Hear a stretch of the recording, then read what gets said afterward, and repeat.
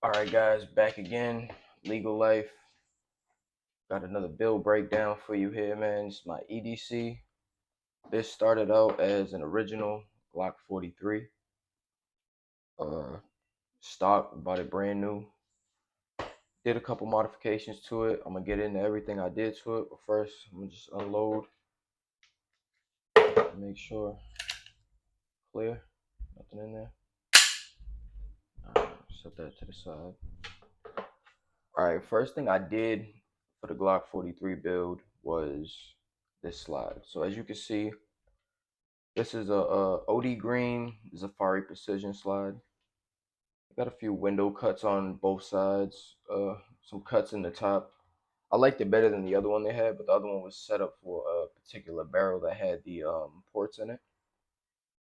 So I threw this on here. I haven't had no problems with it. All the internals are original, OEM. So I took striker and all that shit out of my out of the original slide and put it in this one. So I did the slide. Like it, no complaints at all. One thing I didn't like was when you don't have the RMR on here and you do have that little plate tends to come off a lot. Like it gets loose really quick, really easy. So if you do get one of these and you plan on throwing RMR on, just do that off the rip. Save yourself from losing your screws or having that plate back itself out, because that's something that kept happening to me. And I really didn't feel like lock tightening it, but I mean that's what I get. So next thing I did was the True Precision barrel. So I decided to go True Precision. I wanted the stainless. I think it looks pretty good, fluted, you know. Went with a reputable brand. Try to stay away from these real janky brands, but True Precision barrel, no complaints so far. Besides, just because it's stainless, you'll get a little bit of rusting if you know what I'm saying. If you carry your gun and you don't clean it too often or something like that, you're gonna get little spots of rust, but it'll come right off. I clean my gun probably once every 2 3 weeks or something like that, just because. But yeah, so far no problems with the True Precision barrel. Locks up pretty good. Everything's pretty good. I got a little bit of wear on the feeder ramp. I don't know if you guys can see that on the feeder ramp, but not too bad. You could just clean it up. Then after True Precision barrel, Arc Division's compensator. So I was looking for a compensator for this gun, and I didn't see the PMM one yet, which is smaller, similar to my Glock 19 one. But I came across this one, and I seen a few good reviews on it, so I decided I'd try it out. I got it in. Simple lockup, screw on. It's actually made to go on the original OEM slide. So that's why, as you can see, I have this little gap here. If I had the OEM slide, it'd fit flush to the front. But since I got the Safari Precision and it has a little bit different angles to the front of the slide, I had to leave it out a little bit. So there's a little bit of a gap, but it doesn't really bother me at all. As far as compensators go, this thing is a workhorse. This thing took almost all the recoil out of this gun. For people complaining, saying these little guns are snappy and shit like that, just try a compensator. You know what I mean? Like, you might like it, you might not. It just depends on who you are as a person and what you like, I guess. But no problems with this so far. I do have a bunch of scratching on here, and that's just for me with the pliers. I put it on and my fucking front sight fell out. So once my front sight fell out, I had to take this off, but I red lock tighted the comp on. So I scratched it up a little bit, but it's a tool. It's meant to be used. I carry this gun every single day, so I haven't seen no problems with it yet. Not loose. It hasn't backed out or nothing like that. So if that does happen, I'll give you guys an update. After that, well, it was slightly before that. I did throw on the Ameriglows. These are night sights. I don't know if you guys can see. These are night sights. I had this on before. I had the red dot on, but the front one, it didn't screw in correctly, so it came out. So I had to take the comp off. That's the one thing about comps that I don't know if you guys know. When you want to clean your gun, you want to take something apart. Something, say your front sight falls off, and you need to get in there to screw in the bottom with the little piece. You're gonna have to take your compensator off. Now this one does have this compensator. I'm gonna tell you guys does have set screws in here. It screws on, but it does have 2 set screws in the side here. But I had to take it off in order to fix my front sight. I had to screw it in, so fixed it, Loctited it. Haven't had a problem since. The rear sights were easy to go in. I got the little sight pusher too, so that wasn't nothing to worry about. They just slid right in. After that, the one of the last things I did was CMC trigger. So I've been looking at a lot of triggers online, and I went Overwatch Precision for my Glock 19. So I decided I'd try this one out because I seen another Glock 43 build that had one of these in here that was like a mint green color or something like that.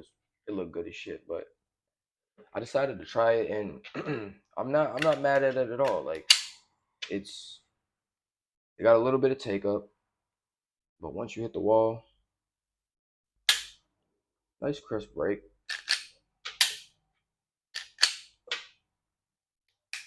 Reset's not bad. Breaks again. It's not a bad trigger at all. I like it. I have no complaints about it so far. I need to go out and really do some testing on it and put maybe 300-400 rounds through it just to make sure, because I seen online somebody's had, I think, their trigger bar broke or some stupid shit happened. But as far as in testing this, I haven't had not one problem with the trigger so far. So it's pretty good in my book until something does go wrong. And one of the final things I did to this gun was the Holosun 407. So I threw the 407K on here.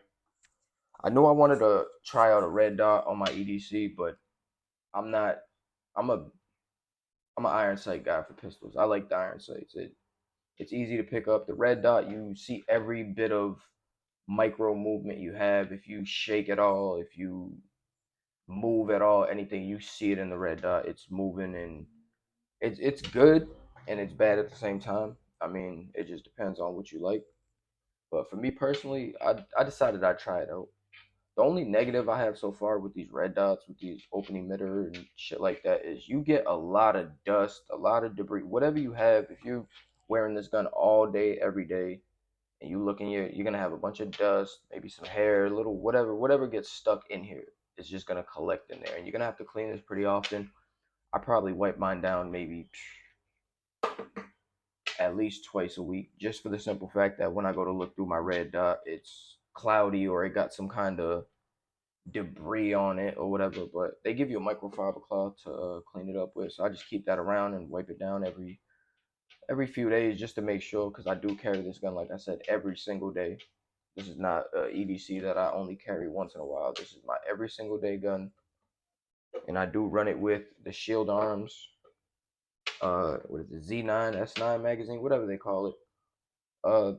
This is the second spring I ran through with this one. The first spring started acting up pretty quick. I had a lot of malfunctions. The last round wouldn't feed, or it would just do some weird shit and jam up in the chamber, and it was because of the spring tension. So I contacted them. They sent me another spring, and this is the second spring I have in here. And so far, I haven't had too many problems with this. I've had one problem the last time I went to the range, and it was on the last round. So I'm thinking it's maybe another spring tension issue. If I have it again when I do go back to the range, I'm just gonna call them up and see if they can send me another spring. But other than that, it's been pretty reliable. The gun itself, 100% reliable. I've had no malfunctions with this gun based off of the gun itself. Any malfunctions I've ever had with this EDC has been because of magazines. If it was the ETS magazines, the see-through ones, was doing the same thing with the spring pressure, not locking back, and not feeding the last round. Obviously the Pro mags are dog shit. I've had no malfunctions with the OEM mags. I do run a secondary mag. It's the OEM with a +2 base plate, so 8 rounds in this one and 9 rounds in this one. But as far as magazines go, OEM, no problems.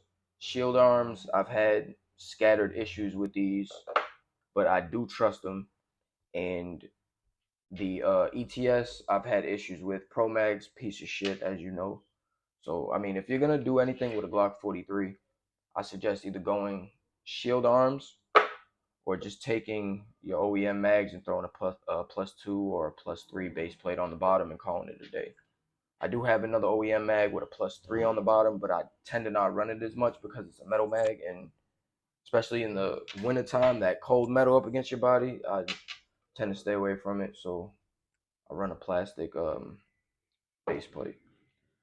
Let me know what you guys think on this build, man. It's my Glock 43 build. It's pretty much 100% done. The trigger was a drop-in, so that's every piece of that changed out.